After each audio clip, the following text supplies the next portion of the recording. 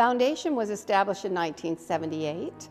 The St. Joseph's Villa had just been built and opened in 1970. It was important to establish a committee and a group to visualize that dream of developing a base of funds that we could go to when ministry funding wasn't available.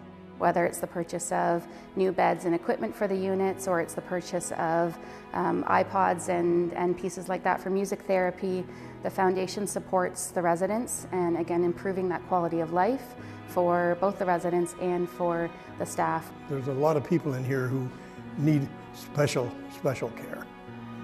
And without the foundation, those monies would not be available. My mother-in-law spent the last 3 years of her life here. She suffered from Alzheimer's and was suffering with it for probably 10 to 12 years. And the one thing, when I think back on her time in the villa, was that I could say I actually saw her laugh again. And I hadn't seen that for 10 years at home. I've worked with some of the most passionate, caring, dedicated people I could possibly imagine, and that's been a real blessing and a good fortune. And we can't do it alone. No one can do it alone. I have been inspired by the leadership and the devotion of the people that both work here and volunteer here. My favorite part about working at the Villa was there was always a sense of community and always a sense of collaboration. It just feels like a place you want to be, and it feels like home. So when you have that, you've got that synergy that it brings people together, and they want to stay and they want to contribute and they want to make it better. So it keeps me coming back, that's for sure.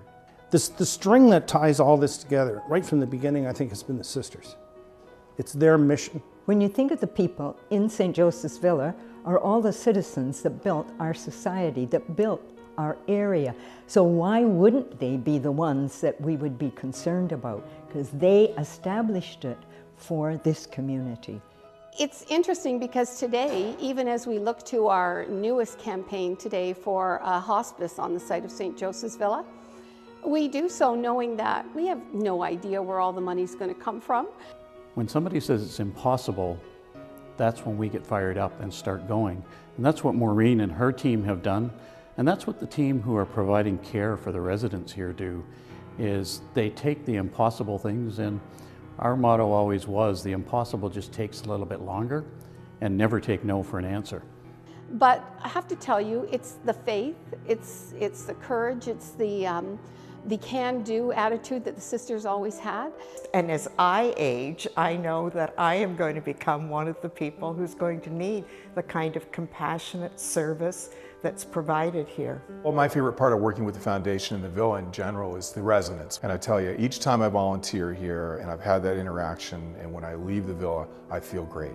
I was here late in the afternoon on a Friday evening, and all of a sudden I found myself humming and singing, and I realized that it was because right below me, one floor below me, was a resident who was playing The Sound of Music on the pianos. And I sat there and I thought, oh my goodness, you know, people are coming to live at the Villa. Make no mistake about that.